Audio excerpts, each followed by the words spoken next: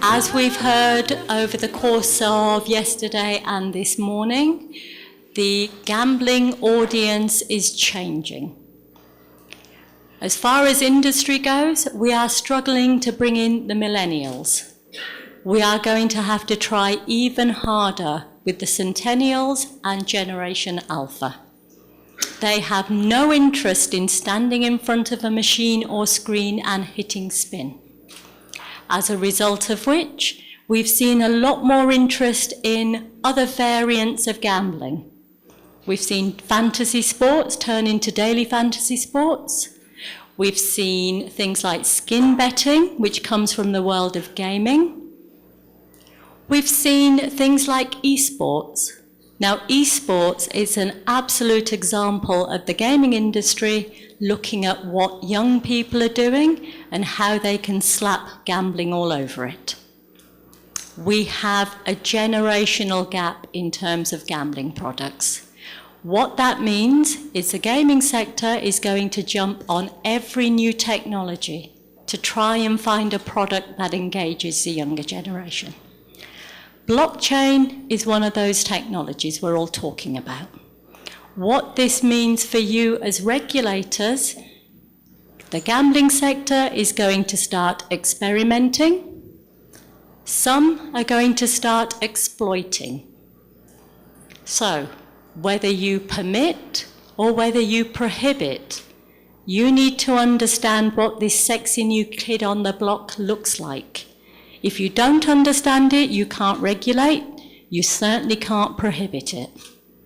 So, if we're all sitting comfortably, we'll kick off. What is blockchain? Very simply, it's an unbroken chain of transactions or interactions. There's nothing too complicated about it. You can all read. Very simple steps. What happens is two entities or endpoints want to agree a transaction or an interaction. That particular transaction is secured with cryptographic keys. As soon as that transaction has been agreed, the community or the network, not a central agency, but the community will validate that transaction. If everybody agrees the transaction is okay, it will be locked down, it will be turned into the next block and added to the chain. The transaction is then completed. There's a public ledger. It's a decentralized concept. What that basically means is that there's no central controller or authority. There's no central database in its simplest terms. Everybody has a copy of the transaction record. Anybody who is part of that network can see any transaction at any time. It is entirely transparent. And what you see before you is an example of a transaction, which I'm sure is perfectly clear to all of you. Why is it such a big deal? People are saying this is going to be bigger than the internet. It is going to change the way we do business. It's up to you to decide whether you think that's true or not.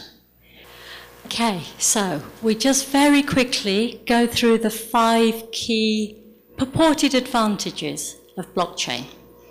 Firstly, using finance. There's no clearinghouse. What this basically means is faster transactions. There's nobody in the middle who can add delays. For finance, it's a payment process provider. It could be a clearinghouse. In the world of betting and gambling, for sportsbooks, it could be the result and settlement engine. It could be the gaming server that verifies and validates the result. It could, those of you who bought a blockchain lottery ticket soon find out, the RNG itself. There is no man in the middle. What you will hear linked to blockchain is it's a trustless technology. All that simply means is that there is no central party which everybody trusts to authenticate and validate the transactions. The trust is within the community group, the peer group. It's transparent. There's nowhere to hide. Every single transaction record is locked down. It cannot be changed, altered, amended, or deleted. It's there forever. Immutable is the term you will hear linked to the transactions. I had to Google it the first time I heard it. Just means it's locked down forever. Secure. It's hack resistant. It's virtually hack resistant. They use cryptography to secure the transactions.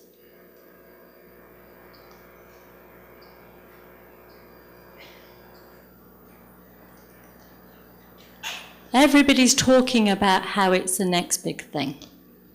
Some people have said it might be the biggest invention to impact mankind as we know it. Do we think we're there yet? Do we think blockchain is there yet?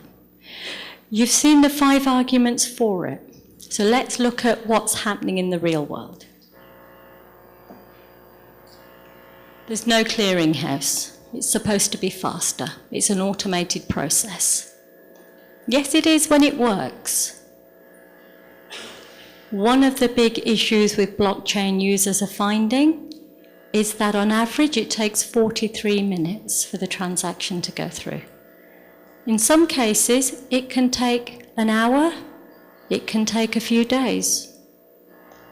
I do a transfer with PayPal, it's pretty much there instantly. With blockchain, there are some Bitcoin transactions which still haven't been verified. That means they haven't been processed yet. What do you do as a user? There's no man in the middle. There's no central authority. Blockchain is software. It's code. Somebody has to maintain it. Somebody has to update it. So technically, there is no central authority. There are project maintainers for Bitcore, which is the platform for Bitcoin. And what you see there is a graphic of who the project maintainers are. And what you find is actually it's a small group of people who are the project maintainers who have the final say in terms of what happens to that code, how it's updated, how it's upgraded. So you can say there's no central authority, but you still need somebody to maintain, manage, and look after it. It's a community. We've all seen how social media, which is very much a peer network, as it started to evolve, has thrown up a slightly darker side. There is a reason why we have central agencies. There is a reason you guys are all regulators. Transparency versus usability and cost. How many of you understand this? Because when you're verifying records, that's what you're looking at. Would you trust that? There's an issue of cost. If we're saying there's no central database, but everybody else has their own local database, in my very simple mind, one database has one cost. 1 times X databases has a times X cost. Now this database might include ID verification. And you heard yesterday about Equifax and their little troubles. What's your level of risk when that Equifax database is shared amongst 10, 50, 500 different local users. It's immutable. It's a permanent fixed record. Whether you are in Europe or not, we have the wonderful regulations that are GDPR to look forward to in May next year. This is possibly one of the biggest, most important pieces of privacy legislation ever. And it's going to impact everybody in the world, because GDPR is designed to protect EU citizens, which is why American companies, African companies, Australian companies who take any custom from an EU citizen have to start gearing up their security. According to blockchain, the record is permanent, it's immutable. According to the new GDPR, power goes to the consumer. They have the right of erasure, the right to be forgotten. They have increased powers to ask about the information that is held on them. And if it's not correct, they can ask for it to be changed. How's that going to work with blockchain? The wonderful thing about GDPR is it brings in additional accountability and liability. You have a data breach, your fine is potentially going to be 20 million euros or 4% of global revenue, whichever is the biggest. When you want to fine somebody, you need accountability, you need liability. Who is accountable with the blockchain? There is no central authority. So when that 20 million euro fine comes along, who's paying it? It's secure, it's hack resistant. Possibly. One of the biggest hacks recently was using the Ethereum platform. The Ethereum platform, you can go to the Ethereum website and you can use their application, their blockchain application, to develop your own applications. And the irony was that the company who was kind of trying to raise investment and promote blockchain and investment got hacked to the chain of 60 million. What Ethereum does is allow your neighbor to effectively set up as a cryptocurrency issuer. It's supposed to be secure. Go to YouTube and you will find 2 to 5 minute videos which show you how to hack blockchain. And this is just the start.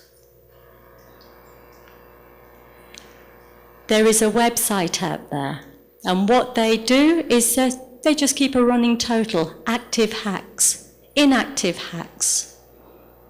So yes, in theory, it's secure. Practice, not so much. Because remember, it might be code, but it's a human being who has written that code. And we are not beyond making errors. There's a lot of unknowns and a lot of challenges still to go. We've got various different competing platforms. You remember the days before Apple and Android, where you needed a degree of consistency, or you needed to find an app which matched your particular device. We have no consistency. We have lots of different flavors of blockchain. It's a slight Wild West environment. And what you see there is just some of the challenges that we need to consider. The biggest is usability and trust. Human beings need to know when something goes wrong, there is somebody they can go complain to. Right now, blockchain has no central authority you can go to complain to. This is a big issue for consumer rights and protection right now. As we said, The gambling sector likes to jump on board anything that's new and interesting and sexy. Those of you who have been around in the foyer this morning have already dabbled. You've bought a blockchain lottery ticket. What we're now going to do, get your tickets ready, those of you who bought them, I'm going to hand over to Mr. Adam Vaziri, who is going to take you through a nice little journey as to how blockchain is already sitting within the betting and gambling space. Mr. Adam Vaziri, ladies and gentlemen.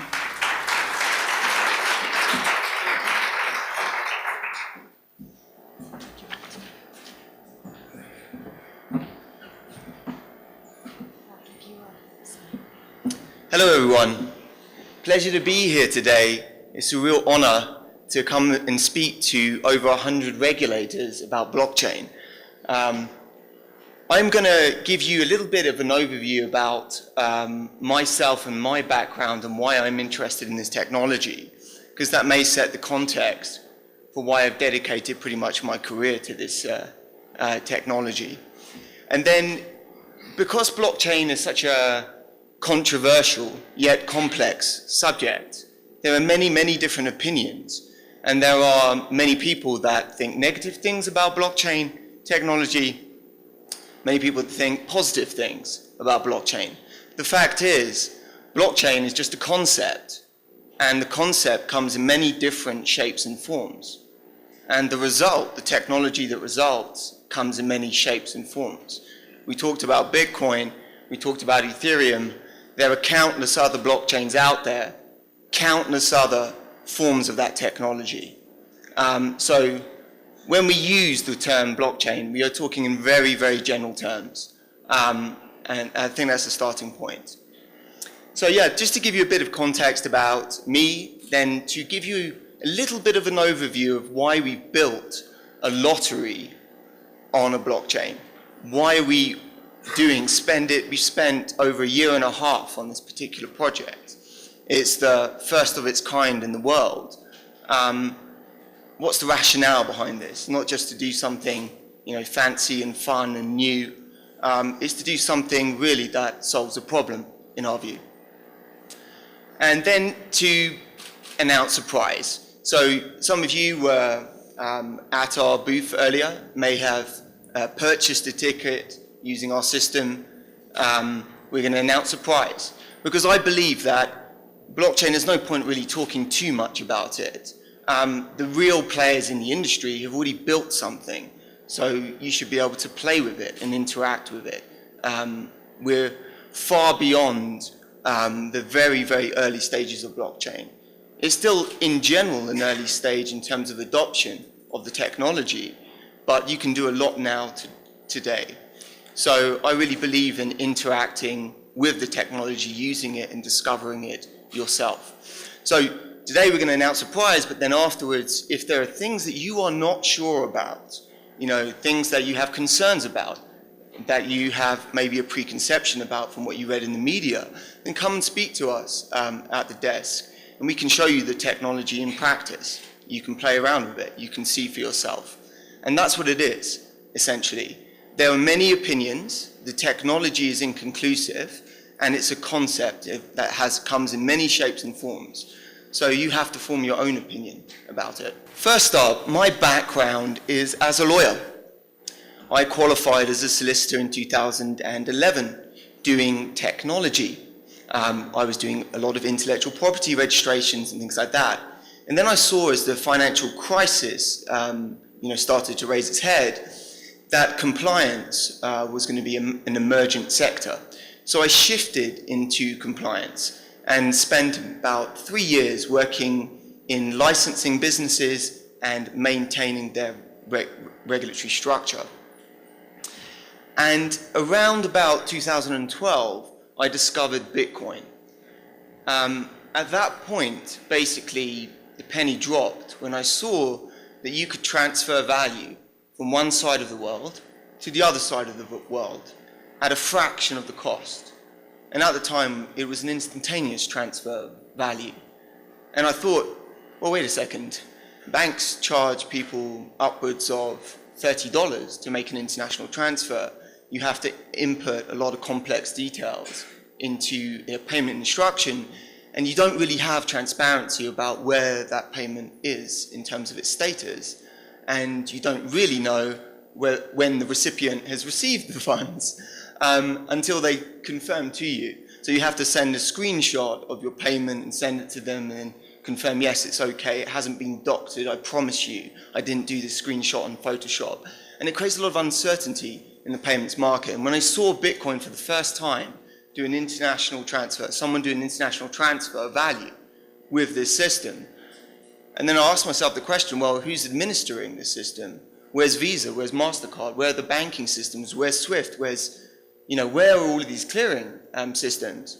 And then I realized there is no one. There is no one person that's centrally responsible for this thing, but it works.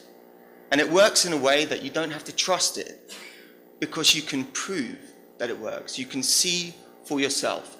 You can search on the blockchain to see where your transaction is. And so can everyone else. So when we talk about blockchain and security, what we're talking about is security that is derived from transparency. Blockchain is a radically transparent system.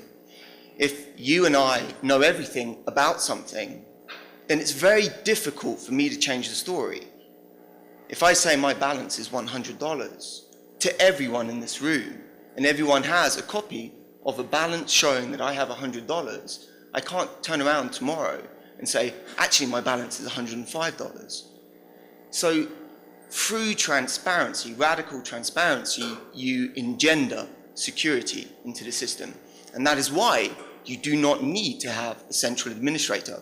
So that was my first foray into Bitcoin. And at that point I realized I'm wasting my time working with old style technologies in financial services, licensing for old style business models. The whole world will be built on blockchain. So at that point, I just quit my job and I set up Diacle, which was one of the first in the world regulatory services for blockchain companies. And I partnered up with a electronic money institution compliance house. So they were doing electronic money licensing. So I felt that the alignment between electronic money and digital currency in the form that it was a good alignment.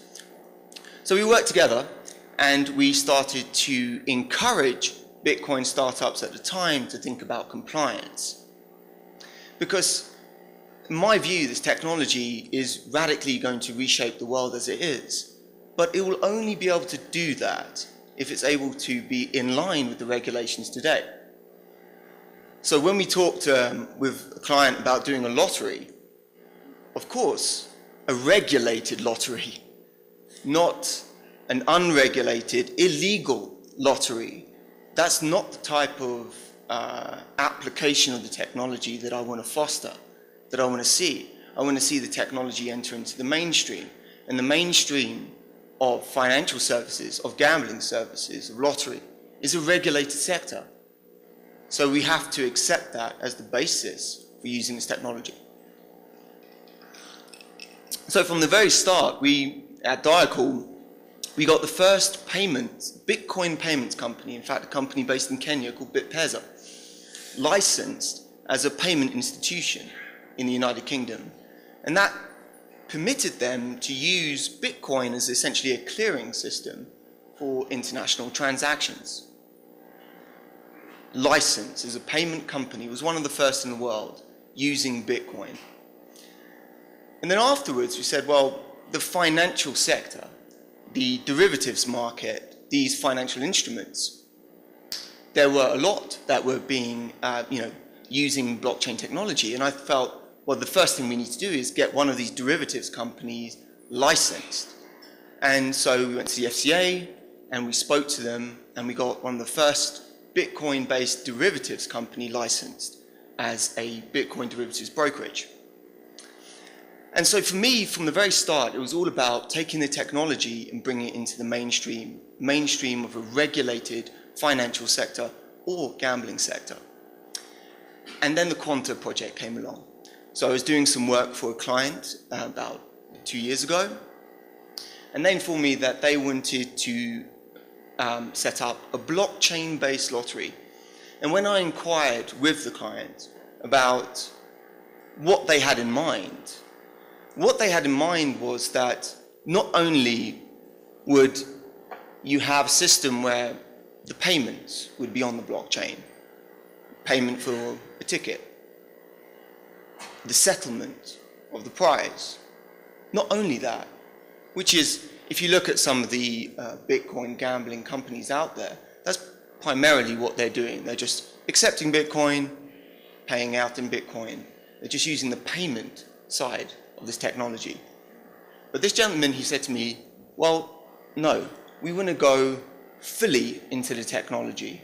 Not only the payments, not only the settlement, but every single process in the business.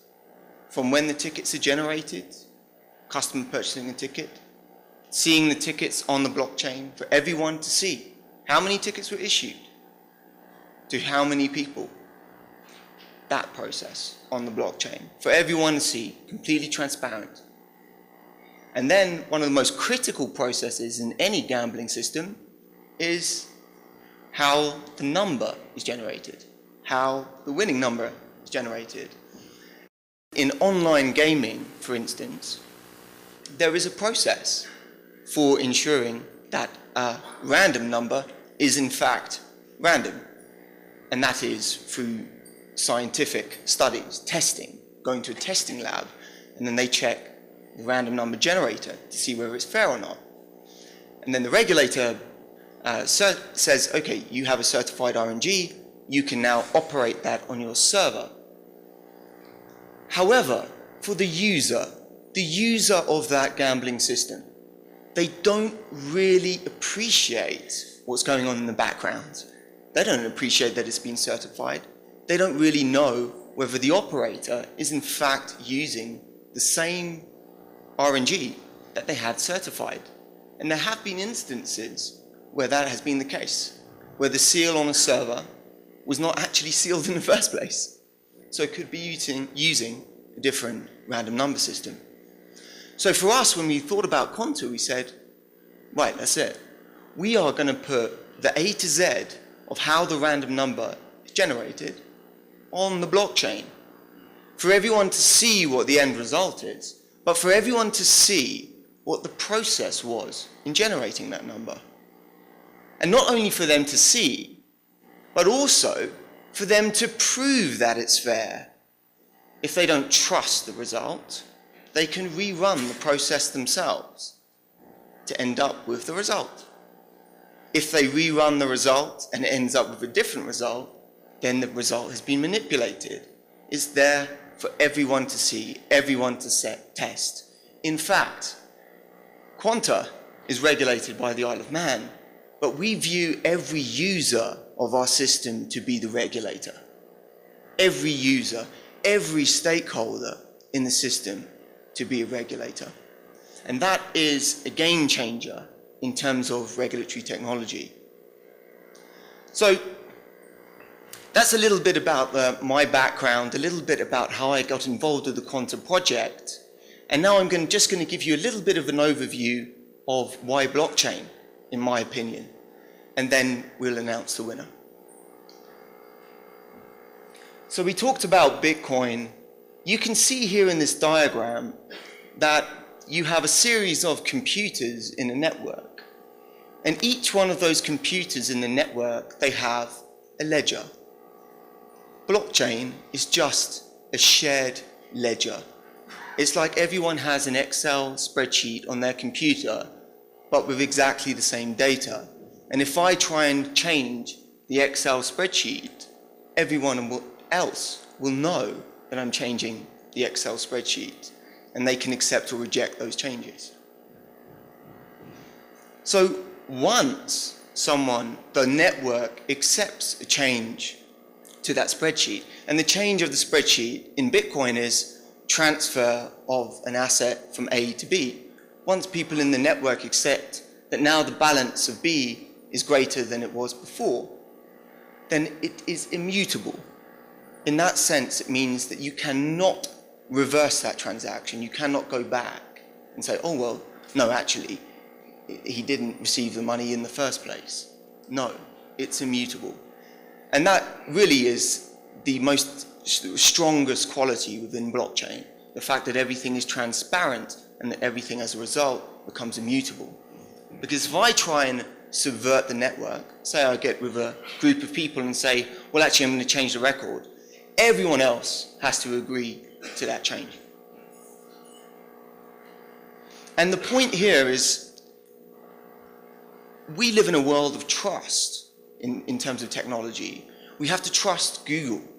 We have to trust Amazon Web Services for them to store our data securely, for them to give us the real records, because ultimately they control those records on their server system. But with Bitcoin and with blockchain systems, no one owns the ledger because it's shared. The ownership is shared in the network. And that changes things because it means you do not need to trust a central authority such as Amazon. You do not need to trust Google. You do not need to trust Facebook to keep real records.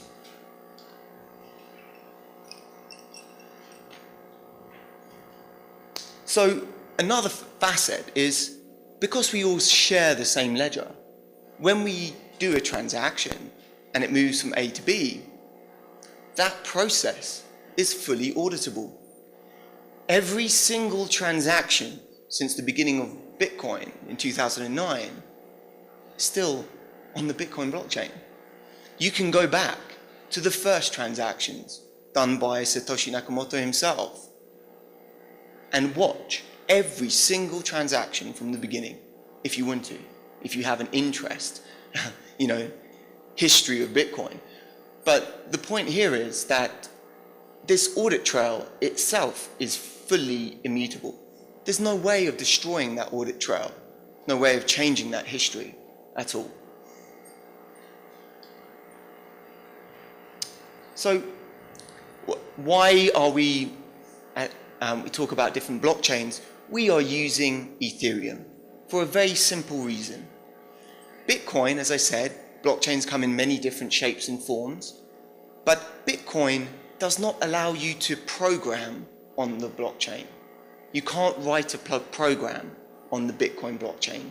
All you can do on Bitcoin is move value from A to B. That's it. Other people have tried to do other things with Bitcoin on top, but the basic function of Bitcoin is the transfer of value. That's it. Decentralized payment system. Ethereum takes it a little bit further. Ethereum basically allows you to write a program, like a software program, and then publish that program on a blockchain. That's it. So at Quanta, because we want all of the processes from the ticket sales to the random number generation system to locating the winner to the settlement and distributing the prize, for all of those processes, which are essentially computer programs, to be on the blockchain, we cannot use Bitcoin. We use Ethereum.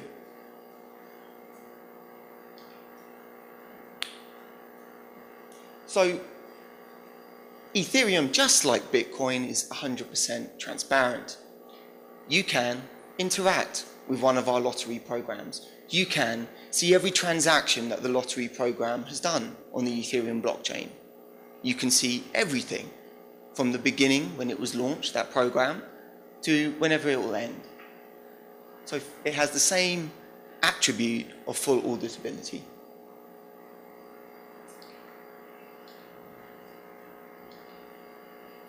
So what are the benefits in that regard? We mentioned transparency. It's transparency for the users. It's transparency for all of the stakeholders in the system. And as I said, our users are just as much our regulators as our regulator itself. You can see how the lottery works in practice, and you can see whether the prize draw was in fact fair, whether the numbers were doctored in some manner. You can see that, and you can test that yourself. In terms of settlement, people worry sometimes, will I receive the money when I win? Well, because of blockchain, we program, and the program stores the funds. So that means any of the users don't need to worry, none of the users need to worry about whether they'll receive their payout if they win. Because the program says, if you win, you will receive the payout. And there's no way that we can change that. You can also see how much money really is in the pool in real time. And there's no way that we can doctor that figure. We can't fake a prize pool just to attract new winners. No, it's there for everyone to see. So, I mean, we don't want to, beat our own drum, but we are the first fully compliant blockchain lottery in the world. The only one in the world that has been certified by NMI for the random number generation system that uses a patent pending technique for random number generation on a blockchain, and that has been certified. And in addition, humbly, our regulator in the Isle of Man, our partner, has licensed us to operate the system. And that process was a very lengthy, but very transparent and very fruitful process of discussion that took over 1.5 years, really, to reach fruition.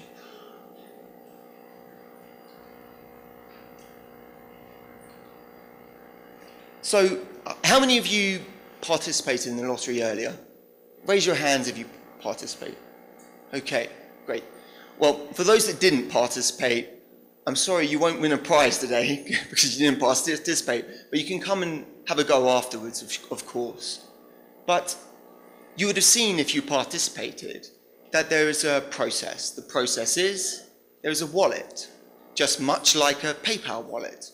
And in that wallet, you have some funds. In this case, it's Ether tokens. And then with those Ether tokens, call it ETH, you then send that value to the lottery contract. And then the lottery contract registers the fact that you sent value to it and it issues immediately a ticket to you. And it just issues and issues tickets as people send in value. When that process has been complete, the lottery contract says to another program, I have finished selling tickets. Please can you start the random number system? And then the random number system will start working on the blockchain and it will announce a winner. It will announce the final number and then it will initiate a new process, which is to find the winner. All of this happening on the blockchain. So let's find out who the winner was.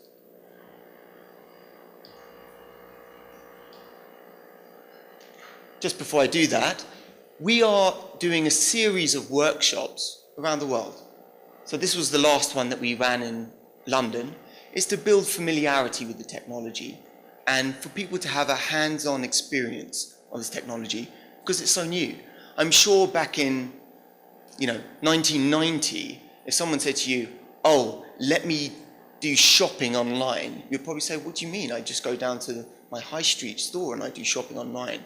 So the concept of this new way of doing things, it requires people to interact with the system. So we're doing interactive workshops and have started some in London. So while everyone was having lunch, we started the random number generation system. And that process has now been complete. And we started the winner ticket process. And that process has now been complete. And so now we're going to announce the winner, guys, of this lottery today. Daniel Antwi. Is he here?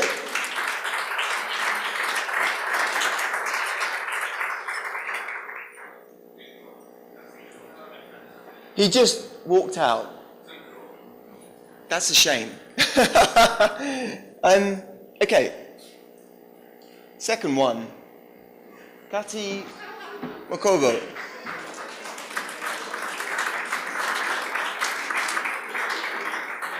Please come to the stage. Please, come get your prize.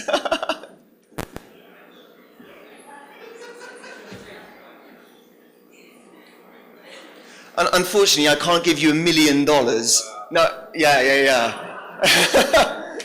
They wouldn't allow us to do a real lottery, but we can give you chocolates. Thank you. Thank you very much. Okay. Thank you.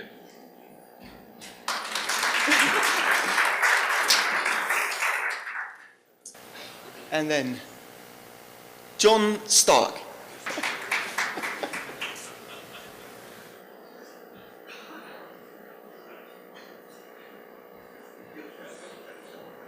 Well done. You must be lucky. Thank you very much. Thank you.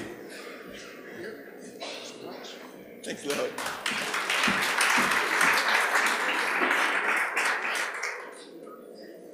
As I said, if you have questions, if you have concerns about blockchain, come and speak to me, come and speak to our team, come and use the technology. It's not that scary. And we believe this new system of radical transparency will form the basis of all gambling systems in the future. And this is just the beginning. So thank you very much for listening to me, and I hope you have a great day today. Thank you.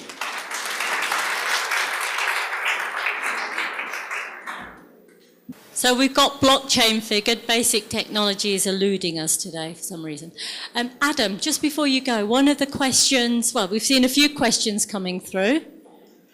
Some interesting ones. I'm just going to pick that I heard that's not on there. We'll go to those in a second. Are you fixing a problem that doesn't exist with a blockchain lottery? Everyone should be entitled in the world to the best technology, and access to that technology should be limitless. And that's what's so amazing about Bitcoin. It means whether you're based in Kenya, whether you're based in Australia, or whether you're based in the UK, you have access to the same standard and same high quality of technology. So we believe the blockchain ushers in a new standard of technology that is open for all. Second thing, so the problem that's being solved in that regard is the siloing of technology, which happens in every industry. That industries compete, businesses compete, and silo off technology to prevent, obviously, competition from other parties. But that leads to fragmentation of the market in the sense that users have access to poor quality financial services in one jurisdiction, poor quality gambling services in one jurisdiction, and then very high quality in another, whereas it should be even keel, frankly, and that's what blockchain can achieve. So it solves that problem of fragmentation and asymmetrical technology in markets. The second problem it solves is, and I believe this is the case, if you look at finance has had an issue with transparency. It doesn't take a wizard to figure out that the financial crisis was caused by a lack of transparency and oversight. Every system needs transparency. Of course, you talked about general data protection requirements. Those are competing legislations against transparency, but it depends what you're transparent about. I'm not saying that you need to put someone's passport on the blockchain, not at all. That's an interesting point. Just before you move on from there, because one of the questions there relates to KYC. What would you do in terms of ID verification and AML checks? We're looking at the mainstream of financial services, the mainstream of gaming services. So these are heavily regulated industries. And so for us, AML is a critical component of the services and the due diligence that we undertake on our customers. If anyone wants to sign up for the QuantaWatt lottery, they have to go through a Know Your Client process. And when they go through that Know Your Client process, their account on the blockchain, so to speak, is tagged. We tag that account. And we say, well, only transactions from that account will be accepted on the blockchain. And so we link the person who is on the blockchain with a real-world identity. That's the first thing. Excellent. Very good question there. Who's watching Quanta? Sorry? keeping an eye on Quanta as the operator of the blockchain lottery? Who's checking that you're doing everything as you should be doing if everybody in the network is the regulator? Yeah, okay.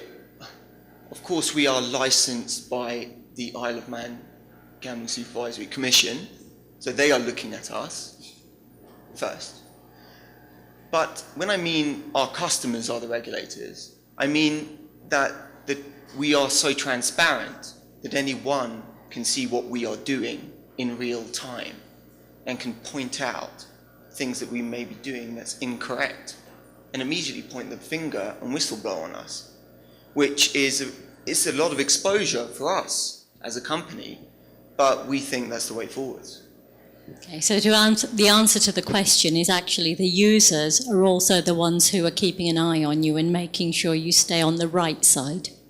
Yeah, you see, that's the beauty of open source technology, in essence. Bitcoin is open source technology. Everyone contributes into this system and vets it and ensures that it's up to standard. And so we're using that same idea of open source and building a community around this. Question at the bottom there, which I appreciate is quite technical, but if you could make it a response for dummies, myself included, how does it generate a random number? Yeah, so, I mean, for the ones that are more technically savvy, blockchain itself generates naturally random numbers, but we do not use those numbers because through collusion and other attributes, you can rig that system. So the way that we're building a random number system is like, I guess the best analogy for this is the sharing economy, Airbnb. If you have a house and you have space in your house, well, why not let the room out? What we are saying is anyone, anywhere in the world can participate in this RNG system. It's crowdsourced.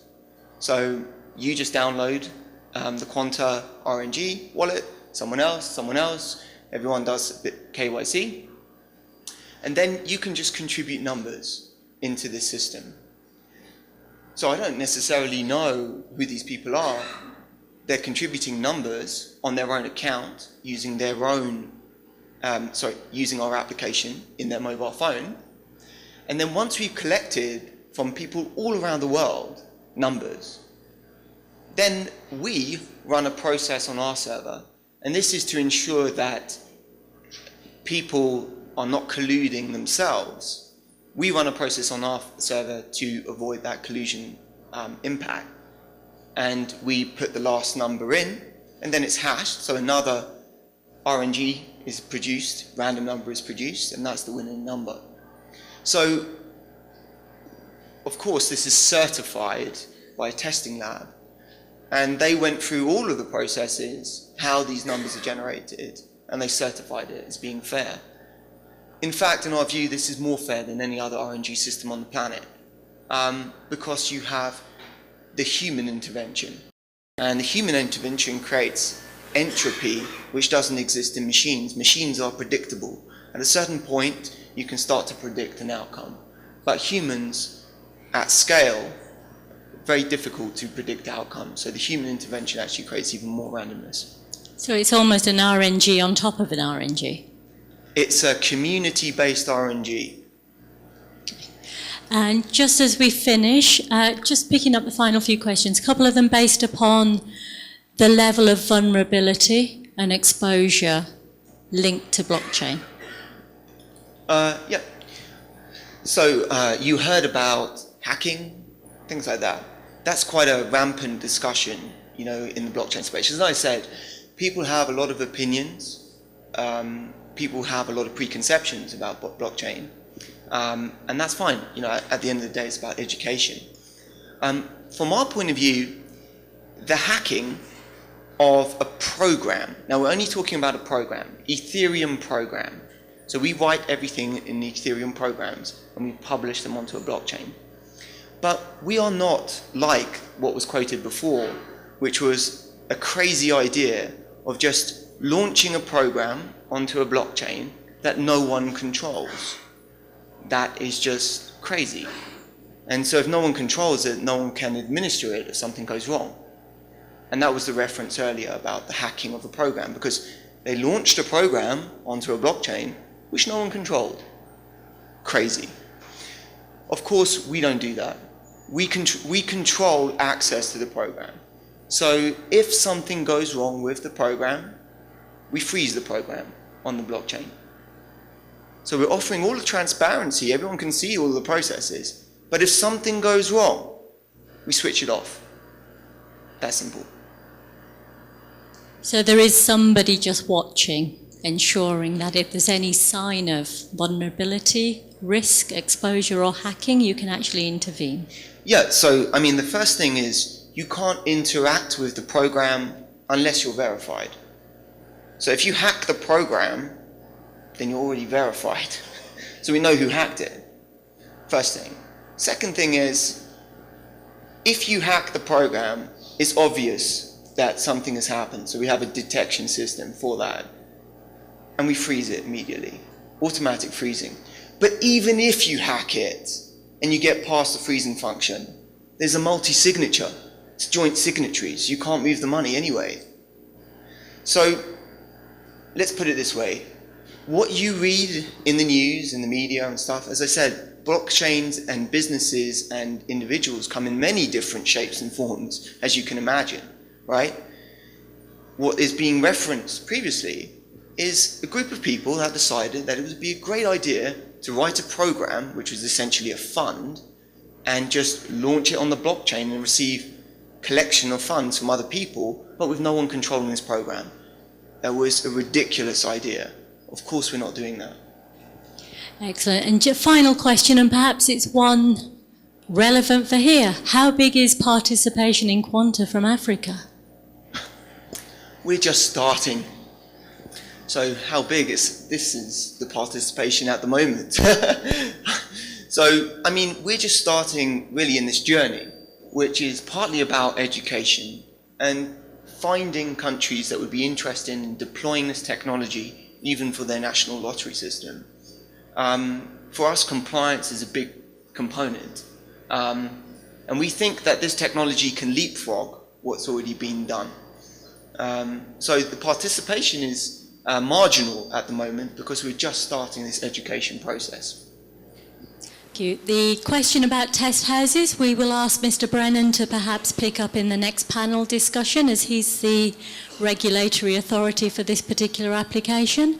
And I think the final question, should the traditional national lotteries be scared? That's probably one for you guys, because you're going to have to approve this in your jurisdictions. I know what he's going to say. What am I going to say? You're going to say yes, aren't you? I think it's something when you start to understand how it works, then you think, well, why am I doing it the old way? The old way is so much more expensive. It involves so much more reconciliation, so many more problems, in fact. And blockchain is just the natural way forwards. And it doesn't seem natural at the moment, just like the 90s. It didn't seem natural to set up an online shop to sell goods or use the internet for communications. But it certainly feels natural today when every one of us is using WhatsApp for communications and Skype for calls, and that's the reality today. So it's about generating an understanding, a better understanding of this technology, and then seeing how you can embrace it early. The advantage is, if you think of it as a new system, as a new product, then you don't have to necessarily have it interfacing with your old systems, because it's kind of autonomous in its own right. So I would say embrace it. You don't need to be afraid of it, just embrace it. This great new technology. Thank you very much. The last question, whoever asked it, I will let you speak to Adam in private. Graham, you have a quick question? And it's the last question, and then we move on. Thank you very much. Adam, I didn't participate in the lottery, unfortunately, and this question may have been answered if I had done. But in Silvera, we're getting a block of chocolate, of course, as a prize. But so how does it work? If I buy ETHs, I think you called them, with a fiat currency and it goes into the system and then I'm the winner, how is the ETH valued for me to be paid out in a fiat currency at the end of that process? Like Bitcoin fluctuates in value considerably over time, so is there some stabilization technique or whatever? I don't know. There's no stabilization technique at all. It's priced in ETH, paid out in ETH, in the same units, essentially. But really, what you're looking at is the first implementation. Not everyone really wants to learn about ETH, to be honest, as a unit of value. To be honest, the education curve of understanding ETH and the volatility of ETH and Bitcoin and stuff like that, it's not for everyone. So there will be products that will be ETH-based, and in the future, there will be, call it, blockchain fiat-based lotteries. So you put Kenyan shillings in. But that's a later implementation. There still needs to be a lot of work before that. We start with ETH because it's real and we can use it today. But you're right, what you put in, those units, is what's paid out in a percentage term. So to use those ETH, say I wanted to exit the system and just not have 100,000 ETHs sitting around, and I wanted to get a fiat currency from that, then I just have to have someone who'll buy those ETHs, presumably, at whatever the exchange rate is at the time. Quanta wouldn't do that for you. You would go to an exchange and you would have your ETH and say, here's my ETH, give me the spot price in US dollars. So I guess as far as blockchain goes, it's an evolving technology. It's got huge potential. We're still at the start of that exploratory journey. Definitely. Any final thoughts, Adam, before we thank you for your time? Just thank you very much for inviting me here today. I realize, this is completely new for some people. And as I said very much early on, it's important to get a hands-on experience of the technology. So please come along and have a go buying a ticket and see it's not that scary. It's a new way of doing things, and I can explain more details if you're more technically savvy. But it's just a new way of doing things, and it's best to have a hands-on experience. So please don't worry about coming over and speaking to us or having a go with the system again. Thank you very much for your time. Thank you very much, Adam.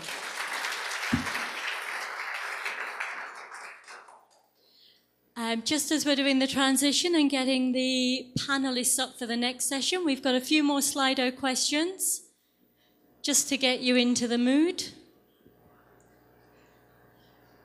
Do you understand cryptocurrencies and convertible currencies?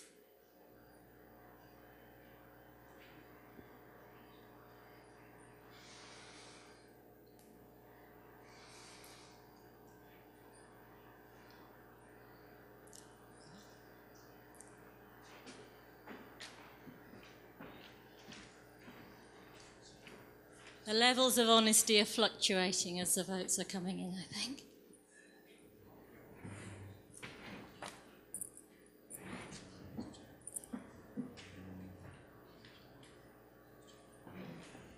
Okay, so the consensus is we're beginning to understand what the impact might be on respective jurisdictions.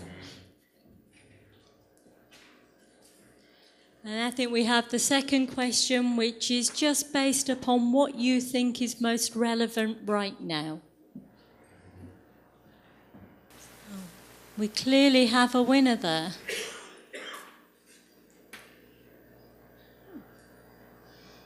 Okay. We've got our panelists comfortably installed now.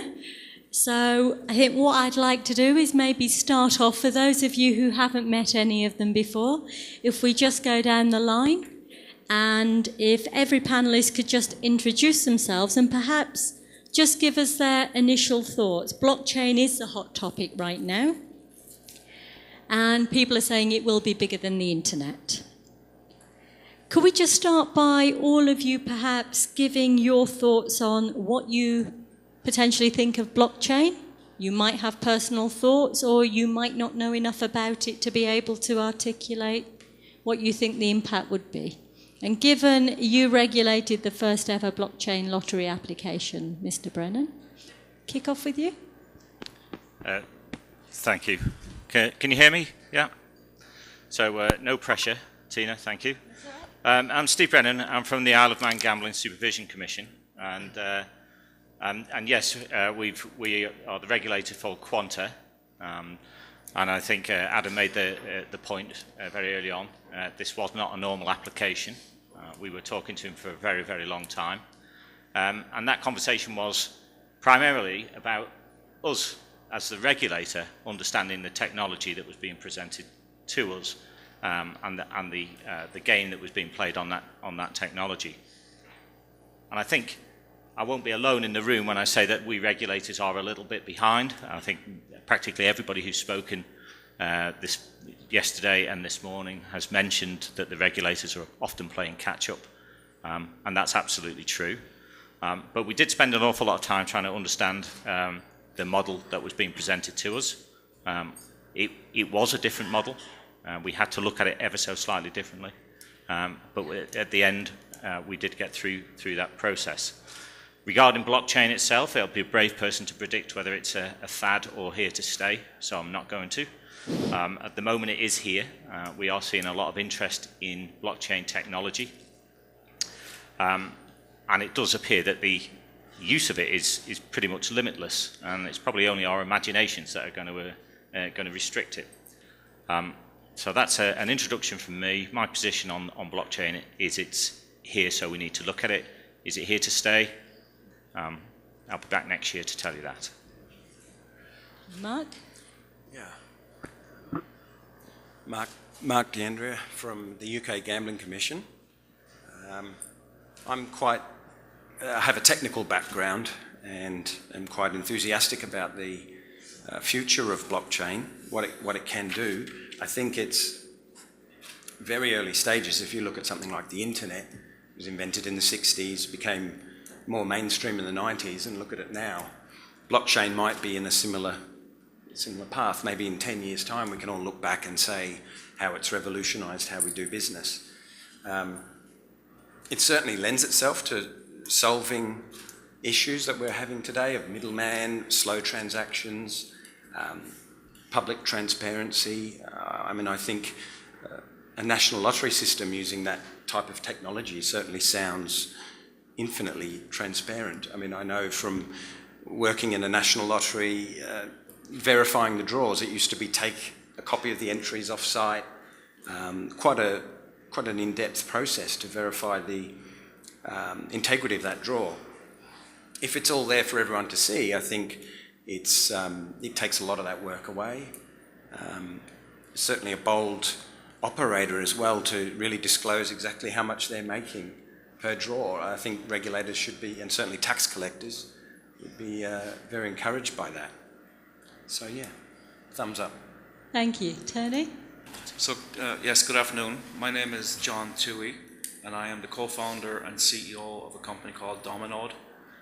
And we are building a platform leveraging blockchain technologies for professional digital identity management for people and companies who are involved in highly regulated industries, real money gaming obviously being one of them, but also industries such as nuclear power, manufacturing, the delivery of pharmaceuticals, government-based agencies. So our platform provides a very safe, very secure, scalable means of people creating a proven digital identity that can be used to remove some of the friction in the licensing processes and then sharing some of that data between multiple regulators. As far as the blockchain goes, I'm building a company leveraging their technology, so I am a big fan of blockchain. It solves a lot of real world problems that I've had in the past building distributed systems. I'm not a huge fan of cryptocurrencies. I think the jury's still out on a lot of that. So I always like to separate the world of Bitcoin and the other cryptocurrencies out there from the actual underlying blockchain technologies. And it's the blockchain, I think, that's going to change the way we do business and how we transact in supply chains and in financial transactions worldwide. That is the game changer, not necessarily the cryptocurrencies. Brilliant. Looking forward to what you have to say further along the line in this session, John. And last but not least, Joseph. Thank you. My name is Joseph Kushkiri. I'm the chairman of the Malta Gaming Authority. On blockchain, my thoughts are that just like any new technology, and in this case it's, I would say what I call a disruptive innovation, with it brings challenges and opportunities. As an optimist, as the eternal, I look at the opportunity side of things more than the negative or the challenges. First of all, I think from our perspective as the Maltese gaming regulator, we are actively looking and studying cryptocurrencies and also blockchain technologies. We are seeing over recent months demands from the industry to use cryptocurrencies, but also to start actually using blockchain technology in the way they operate. So I can't say that we know a lot about it, but we know just enough to adopt a cautious approach. Okay, when we are faced with these kind of new disruptive technologies, I always take the approach that let's look into it, let's analyze it. But where I want to get to, what I want to get to is I want to get into a position that by Q1 of next year, I want to have official positions, detailed technical positions. In fact, we have assembled a group of experts who are right now assisting us in formulating a more detailed position, because I think this is something that where a do-nothing scenario is definitely not an option. We are also actively looking that if blockchain technologies provides opportunities for the industry to innovate, and I think as regulators we have to allow the scope for the industry to innovate. At the same time, of course, we have to look at the risks and the opportunities. And if this technology derives or provides additional efficiency and gives more efficacy in the way operators provide their services, maybe this technology can improve the effectiveness of consumer protection standards. Maybe this technology can provide more efficacy in AML procedures. Maybe that technology can also be adopted by the regulator, as an authority, and maybe we can start using it. So we have a complete open mind about it, but I think we'll be in a better position early next year where we have we have done more groundwork and we have more of a detailed position. I'm just going to say, it sounds like everybody is just exploring what blockchain is, what it could be, where it could take us. So am I right in saying at this moment in time, there are no stupid questions when it comes to blockchain? Okay. So if you have a question, you're too shy or too modest to stick your hand up, send it through digitally. What you have here, I think, is possibly one of the most knowledgeable regulatory panels when it comes to looking at some of the new technologies. So maybe use it to advantage. And just starting off, I guess, with something that we're relatively comfortable with. Bitcoin seems to be the poster boy of blockchain. And at the risk of starting a fight between Isle of Man and Malta, I think the Isle of Man was the first one to come out and declare its position in terms of cryptocurrencies and virtual convertible goods? Possibly. What was your thinking behind it, and what was the driver behind the Isle of Man looking at that? It sounds like there was a race on. There wasn't. We dragged our feet a long time in the Isle of Man when we first got approached by the Bitcoin community. They approached the gambling regulator because they saw synergies with Bitcoin and a receptive audience with the gambling operators. And they approached the gambling regulator in the first instance and said, would you allow your operators to accept Bitcoin? And that caused quite a lot of internal navel gazing as we tried to understand this new technology and its fit within not just the gambling sector, but within the jurisdiction as well. And so initially we said no, we wouldn't, because that's not the decision for the Isle of Man. the gambling regulator isn't going to take the decision for the Isle of Man that cryptocurrencies are going to be acceptable in some form in one of its sectors. And we pushed that decision back up through to the central government. And central government had to consider whether they wanted Bitcoin to be an acceptable form of currency, for want of a better phrase, in the Isle of Man. And again, that took discussion.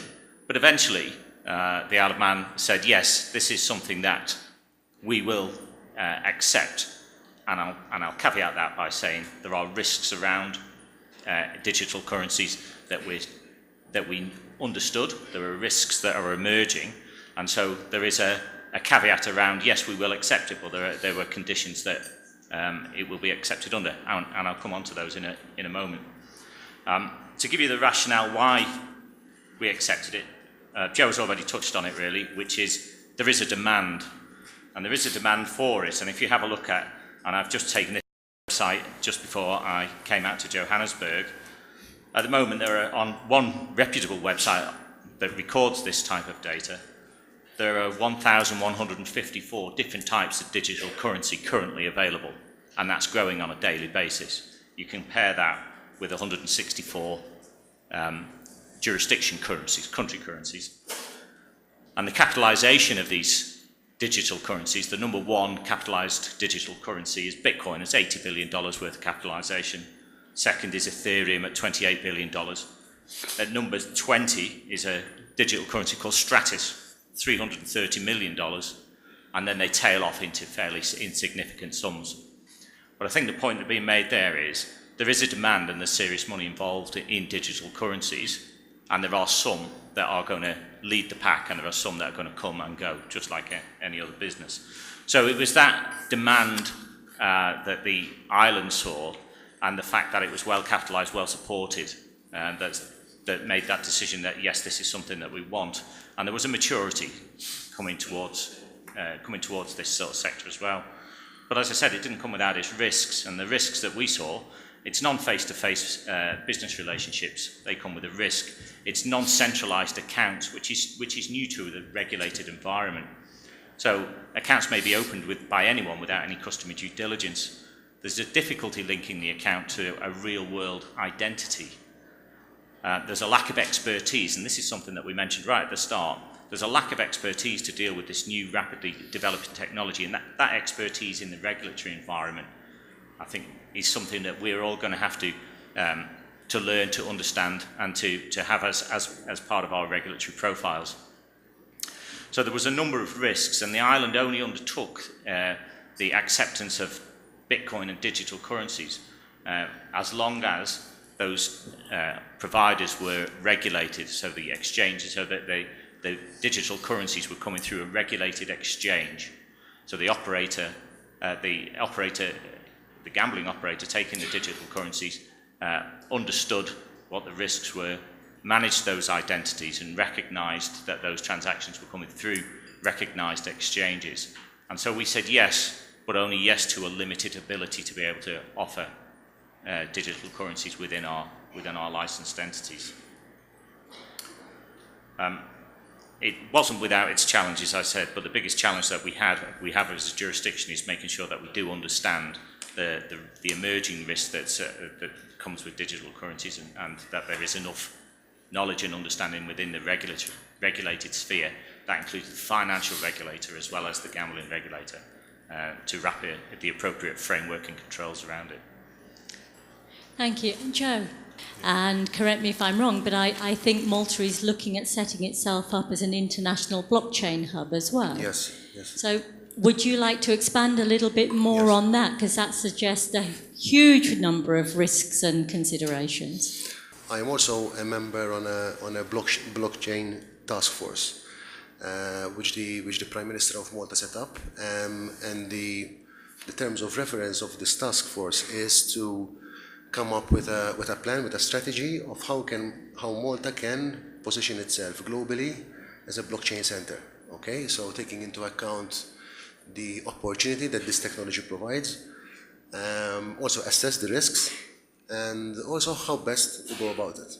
Okay, and I think Malta, with its ICT infrastructure and a strong and thriving digital economy, I think Malta is well placed to establish itself the same way it did with financial services, for example, the same way it did with remote gaming and other sectors like shipping and aviation, for example, services. And the idea here, and this is also the same approach we are taking, for example, with cryptocurrencies. I mean, it was reported in the media in Malta, also internationally, that we're going to go out with a sandbox approach. Because given that cryptocurrencies presents certain risks, we want to take what we call a test and learn approach, which is essentially the sandbox approach, whereby we establish a framework which will obviously put certain controls. This would be a control environment which will be applicable, for example, say 6 months to 1 year, and then on the basis of that experience, then we fine-tune the control environment, the regulatory. Because also internationally, I mean, there are some possibly some reservations about cryptocurrency. So, and as I said earlier, do nothing is not an option. We have to do something about it because the demand is there. The investment in cryptocurrencies is taking place. So as a forward-looking regulator, we feel that we have to take the lead and also position ourselves accordingly. Going back to the blockchain side, we are seeing lots of activity in Malta. For example, recently the Ministry of Education, for example, has launched a project whereby examination results and certificates will be stored on platforms using blockchain technologies. Thank you very much. Mark, what's a UK perspective on this? Well, we're not there to promote any particular type of technology, but we're there to permit gambling where it's in line with our licensing objectives. It's a legitimate entertainment activity. We have had operators approach us about accepting Bitcoin payments. We require operators to notify us of that, along with any mitigating controls if that payment technology is of a particular risk. So obviously for Bitcoin, the anonymous nature of it means they'll have to go above and beyond. But it is money or money's worth, so there's no restriction in that regard. We're not seeing any sort of full-blown Bitcoin operators in the UK, so we're not seeing that level of interest. Similarly with the cloud, we allow operators to store data in the cloud. I mean,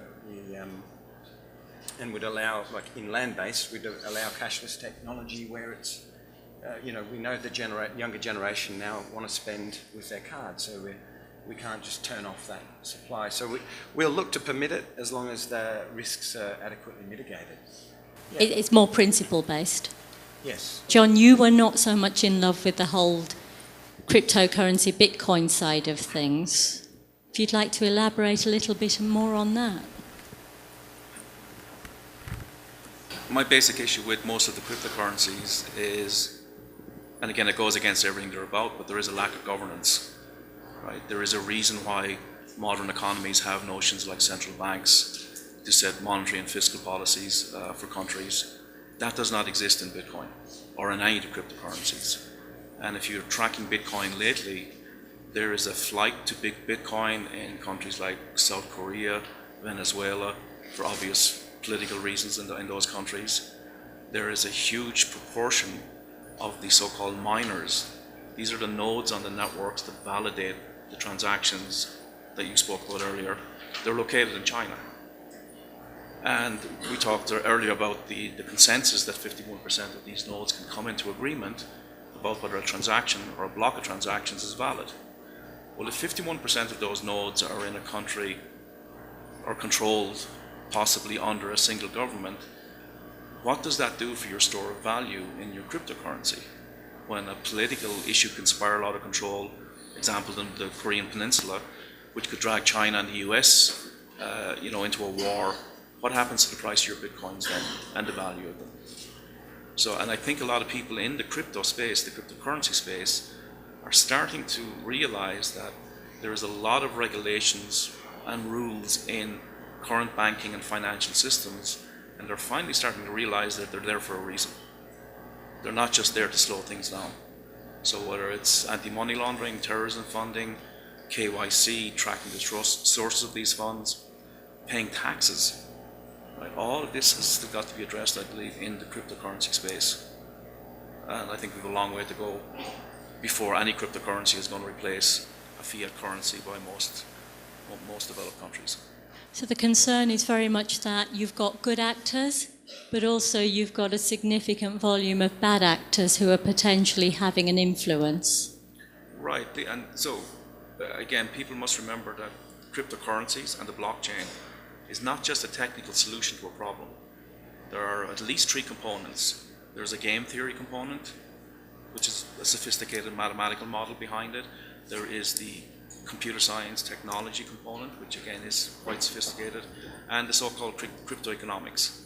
I mean, what's in it for me? How am I motivated, incentivized to look at your transactions and say they're valid? Right? I must be incentivized for doing that.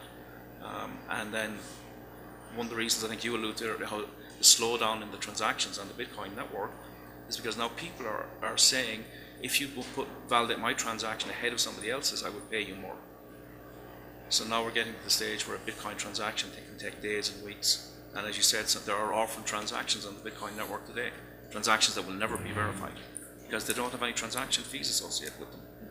So this notion that people had that Visa, MasterCard, PayPal, Western Union were expensive, cumbersome ways of transferring money around the world, I think they're starting to realize right now that some of them are in fact cheaper and safer and faster than doing a Bitcoin. So I just think there's a lot of work still left to be done in the cryptocurrency space. Excellent, thank you. Any immediate questions from the audience? Till I see a man running in high heels, nor am I.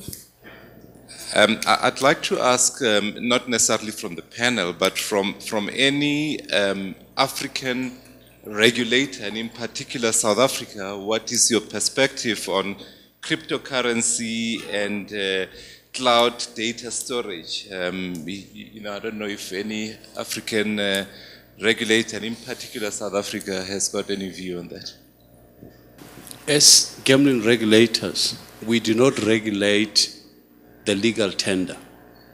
So we cannot unilaterally approve the use of cryptocurrency without the approval of the Reserve Bank. Currently, the central bank is investigating the integrity of cryptocurrency. The downside with cryptocurrency is the integrity of transactions, reliability, traceability, and how long with particular Bitcoins, how long are you going to be mining this? And there are those concerns currently in place. So once we have the go-ahead from the Reserve Bank in terms of the acceptance, reliability, and issues relating to anti-money laundering, we'll be able to accept that. So the core competence in relation to what is a legal tender lies with the different agencies, not just the gambling boards. Look, there are a lot of issues. I mean, depending on where the data is stored, if it's stored in a foreign country, the laws of that country, can we rely on how do we enforce? Because the reason we need data as a regulator, I need to know the transactions that go through to that data center. For example, the amount wagered, who wagers the amount, and I need to have the integrity of that information. So until I'm able to be given the assurance that I can rely on that data, if legally I need to take action, I'm able to access that information and enforce regulation. So there's all sorts of legal issues that arise in relation to the location of data center. There's issues of conflict of laws, what becomes applicable. So it's not a simple, straightforward answer, and it varies from jurisdiction to jurisdiction. Depending on which jurisdictions, what arrangements do we have, we'll be able to talk about where to accept that. And if you talk about cloud, there are distinctions between public and private clouds. There are different risks. You need to look at what are the controls that are put into in place to deal with any concerns that arise, which are peculiar to that particular cloud environment. So we're still in early stages. What we say to you is that if you are an operator, you want to venture into cloud, you need to do a risk assessment, having regard to what the legislative framework is, and come and convince us that based on these objectives of regulation, the risks associated with the cloud, this is how we address them. Then we'll apply our mind to it. I cannot give you a blanket answer because there are different variables which come into play when you have to consider this issue. My name is Portia Baloyi. I'm from the KwaZulu-Natal Gaming and Betting Board. Just to add to what Edward was saying, in respect of both matters, gambling is a jurisdiction in terms of the Constitution. We look at issues relating to gambling. So we have to first wait for the legislation in respect of all of these other areas before we can regulate in that space. For example, with cloud, where you keep it, we want access to certain information for the purposes of compliance with each of our legislations. If you can prove that and you can satisfy us as regulators, I think we can be happy to accept where it is. Thank you. So the question there, the answer is go speak to the regulator. We're going to move over to esports, and I think all of you as regulators are okay with esports on the basis that it actually falls within the broad principles of your current regulation. What we do know is that there's a lot of regulators looking at how they go about handling the whole question of esports. So perhaps if we could get an understanding from all of you three regulators as to how you go about doing it. And then, John, perhaps you could give a little bit of an overview on your concerns in terms of skins. Betting on esports, we of course, in fact recently it was also announced in the local media and also on our website that we signed an agreement with the Sports Coalition group, which basically is a group cooperating on any potential suspicious activities on betting on esports, because obviously esports has its own risk, which we have to address. But further from the current environment where we license betting on esports, we're also looking at, and there's also a separate entity which looks at that, is how to develop that kind of business further, both from a technological perspective, from a B2B aspect, and how esports can be integrated also with other, digital types of media. In fact, that is also an area which an entity which is based in Malta called Gaming Malta, which is sort of the business development arm, which operates separately from the regulator, is actively looking, because there's a lot of, because with esports, I think what is happening is that the technological development and the user experience is developing so much and at such a high pace that there's an opportunity also for Malta as a jurisdiction to be the place where such games are developed, for example, because of our ecosystem and the technological infrastructure and the skills base available. So that is an area we're looking at. On the traditional betting on esports, of course, the same regulatory approach we have taken so far is being applied, and obviously, it is analyzed from a regulatory perspective the same way as other betting activities take place, essentially. Yeah, with esports, I mean, we have operators that will accept bets, have markets on esports. We see it as another event that consumers want to place bets on. We'd be more comfortable if there was a sports governing body, an authority over which it governed it and the integrity of it. But again, there's in the interim, it's still going to go on. We expect that operators need to manage the risks of the integrity. It's their bottom line at the end of the day often too, so they'll want to protect themselves from manipulating the results. And yeah, that's about it. Thank you. Steve's raring to go there. Well, I've not got much left because my colleagues have already really said it. Esport is an event. It's an available event that can be wagered on, and we make sure that anybody who is offering esports meets our regulatory objectives. the one thing that we have learned about looking at these emerging types of games and emerging technologies is that prescriptive legislation often stifles the innovation in the sector. And so we've moved to a principles, or we have principles-based legislation, and we use an awful lot of policy at the moment as well with the emerging technologies, particularly around cryptocurrencies, because we don't know what the final outcome of this is going to be, but we are able to wrap policy around it as we understand the world today, and we're able to flex and twist as the understanding gets better as the sector matures. So the one thing that we have learned with crypto, with blockchain, with esports, with all of these new things, is that a principle-based approach allows the regulator the flexibility to keep moving and understanding the sectors as it develops. Thank you. And John, just before Chairman dragged me off the stage, and in response to the latest question, where we're a little bit divided in terms of our knowledge of skins, what is a skin and what's your perspective? Well, I don't really have any background in esports, so I'm not really sure if I'm qualified to answer that. In terms of a virtual good Yeah. that has a price.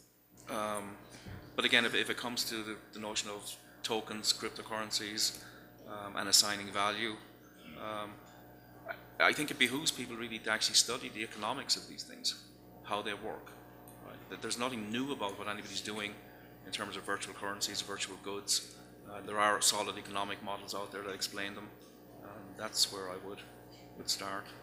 And then just in the terms of just maybe with esports and blockchain, one part of regulated gaming that I've always found to be regulated well but implemented badly, and that's responsible gaming. Right? Regulators set responsible gaming limits in a jurisdiction. Operators implement and enforce those gaming limits, but to do so on a per account basis. So the players that you're trying to protect from excessive gaming normally have multiple accounts across multiple operators and can exceed these limits at all times. By placing those transactions anonymously on a blockchain that's available to all the vendors and the regulators in a given jurisdiction, the smart contracts can immediately detect when a player exceeds their limits across multiple accounts, and then generate an alert back to the regulator or back to the operators where they have those accounts that those limits have been exceeded. Excellent, thank you. I think this is a subject where we could carry on having Q&As for a long period of time. We are out of time, unfortunately. It is with regret I have to say, please say thank you to Joe, to John, to Mark and to Steve for being so generous with sharing their knowledge. Thank you.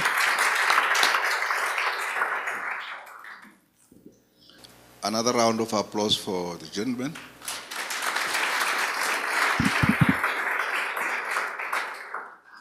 We are now going to have a group photo.